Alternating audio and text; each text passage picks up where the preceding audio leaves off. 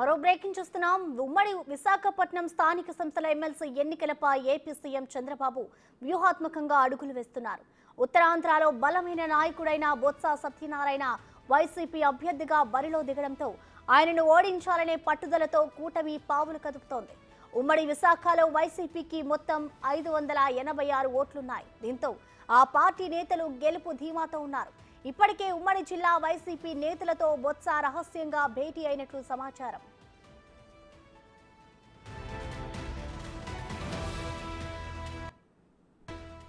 స్థానిక సంస్థల్లో టీడీపీకి మాత్రం 237 ఓట్లే ఉన్నాయి. మరో 200 ఓట్లను రాబట్టేందుకు తీవ్ర ప్రయత్నాలు చేస్తున్నారు కూటమి నేతలు.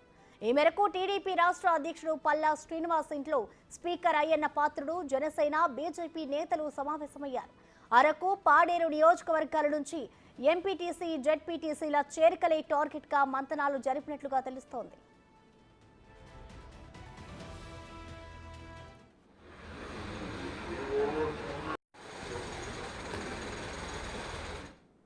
టీడీపీ నుంచి ఎమ్మెల్సీ అభ్యర్థిగా గండి బాబ్జీ, పీలా గోవింద్, కోరాడ రాజాబాబు పేర్లు పరిశీలనలో ఉన్నట్లు ప్రచారం జరుగుతోంది.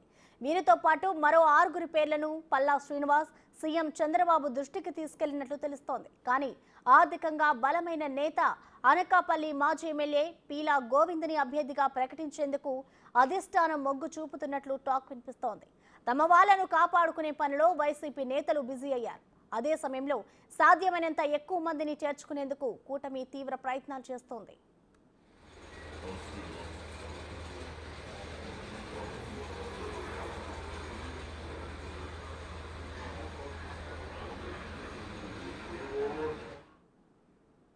దీనిపై మరింత సమాచారాన్ని మా ప్రతినిధి రాజు అందిస్తారు. రాజు, చెప్పండి, ఉమ్మడి విశాఖపట్నం ఎమ్మెల్సీ ఎన్నికల బరిలోకి అయితే ఇప్పటికే వైసీపీ నుంచి బొత్స రంగంలోకి దిగారు. ఇటు టీడీపీ నుంచి ఎవరిని దించుతారనేది కూడా ఇంకా క్లారిటీ లేదు. మొత్తంగా ఇటు చూసుకుంటే విజయావకాశాలు ఎలా ఉన్నాయనుకోవచ్చు రాజు? అంటే ముఖ్యంగా చూస్తే ఇక్కడ వైసీపీకి సంబంధించి 585 ఓట్లు ఉన్నటువంటి పరిస్థితి ఉంది. మొత్తం ఓట్లు 822 ఓట్లు కావడం దీంట్లో వైసీపీకి పూర్తి స్థాయి మద్దతు ఉన్నటువంటి పరిస్థితి కనిపిస్తుంది. టీడీపీకి 237 ఓట్లు మాత్రమే ఉన్నాయి. అయితే అధికార పక్షంగా టీడీపీ కూటమి ఉన్నటువంటి నేపథ్యంలో ఈ ఎమ్మెల్సీ ఎన్నికలకు సంబంధించి ఖచ్చితంగా ఈ ఎమ్మెల్సీని గెలుచుకోవాలని టీడీపీ పావులు కదుపుతున్నటువంటి పరిస్థితి కనిపిస్తుంది. ముఖ్యంగా జగన్మోహన్ రెడ్డి ఒక స్ట్రాటజీ ప్రకారము వైసీపీకి ఎక్కువ ఓట్లు ఉన్నటువంటి నేపథ్యంలో బొత్స సత్యనారాయణ, ఎందుకంటే ఉత్తరాంధ్రకి సంబంధించినటువంటి నాయకుడిగాను అదేవిధంగా రాష్ట్ర వ్యాప్తంగా తెలిసినటువంటి పేరున్న నాయకుడిగా బొత్సకి పేరుండడంతో బొత్సని ఎన్నుకోవడం అయితే జరిగింది. దీనితో పాటుగా ఈరోజు అదే అమరావతిలో ముఖ్యంగా ఉమ్మడి విశాఖ జిల్లాకు సంబంధించినటువంటి నాయకులతో జగన్మోహన్ రెడ్డి సమావేశం అవడంతో పాటుగా రేపు ఎల్లుండి 2 రోజుల పాటు ఇక్కడ ఉన్నటువంటి కార్పొరేటర్లు అదేవిధంగా కౌన్సిలర్లు, ఎంపీటీసీలు, జెడ్పీటీసీలతో 2 రోజులు అమరావతిలో సమావేశం అవడానికి మొత్తం ప్రణాళిక అయితే సిద్ధం చేసినటువంటి పరిస్థితి ఉంది. ఎందుకంటే 585 ఓట్లు ఉన్నటువంటి నేపథ్యంలో ఎమ్మెల్సీ సిట్టింగ్ ఎమ్మెల్సీ కాబట్టి ఎమ్మెల్సీని ఖచ్చితంగా గెలుచుకోవాలని వైసీపీ ఆలోచిస్తున్నటువంటి పరిస్థితి కనిపిస్తుంది. దీనికి అనుగుణంగానే టీడీపీ కూటమి పకడ్బందీ ప్లాన్లు అయితే చేస్తున్నటువంటి పరిస్థితి ఉంది. ఒక స్ట్రాటజీ ప్రకారం అయితే వెళ్తున్నటువంటి పరిస్థితి ఉంది. నిన్న టీడీపీ రాష్ట్ర అధ్యక్షుడు పల్లా శ్రీనివాసరావు ఇంట్లో అటు స్పీకర్ అయ్యన్న పాత్రుడు అదేవిధంగా టీడీపీకి సంబంధించినటువంటి ఎమ్మెల్యేలు, బీజేపీ ఎమ్మెల్యేలు సమావేశమైనటువంటి పరిస్థితి కనిపిస్తుంది. జనసేనకు సంబంధించినటువంటి ఎమ్మెల్యేలు మొత్తం అందరూ కూడా ఈ సమావేశంలో పాల్గొన్నారు ఏకగ్రీవంగా. ఎందుకంటే ముఖ్యంగా చూస్తే ఇక్కడ ఎవరిని టీడీపీ నుంచి బరిలో దింపాలా అనేది అంటే నాయకుల్లో నలుగుతున్నటువంటి ఒక చిక్కు ప్రశ్నగా ఉంది. ఇప్పటికే గండి బాబ్జీ విశాఖ సౌత్ సీట్ని త్యాగం చేశారు. అదేవిధంగా పీలా గోవింద్ అనకాపల్లి సీట్ని త్యాగం చేశారు. 2 సీట్లు కూడా జనసేనకి ఇచ్చినటువంటి పరిస్థితి ఉంది. అదేవిధంగా భీమిలికి సంబంధించి కోరాడ రాజబాబు, గంటా శ్రీనివాసరావు గెలుపులో కీలకంగా వ్యవహరించినటువంటి వ్యక్తి. ఈ ముగ్గురికి ముందుగా చంద్రబాబు నుంచి ఒక హామీ అయితే ఉంది. అయితే వీళ్లలో ఆర్థికంగా బలమైనటువంటి వ్యక్తిగా ఉన్నటువంటి పీలా గోవింద్ పేరు ఇప్పుడు మెజారిటీగా వినిపిస్తున్నటువంటి పరిస్థితి ఉంది. వీళ్ళ ముగ్గురితో పాటుగా రాష్ట్ర అధ్యక్షుడు పల్లా శ్రీనివాసరావు నిన్న మరొక 6 పేర్లతో మొత్తం 9 పేర్లను అయితే ప్రస్తుతం చంద్రబాబుకి పంపించినటువంటి పరిస్థితి ఉంది. వీళ్లలో ఖచ్చితంగా ఒకరిని ఎంపిక చేసే అవకాశం అయితే కనిపిస్తుంది. అయితే పీలా గోవింద్ పేరు మాత్రం ప్రముఖంగా వినిపిస్తున్నటువంటి పరిస్థితి కనిపిస్తుంది.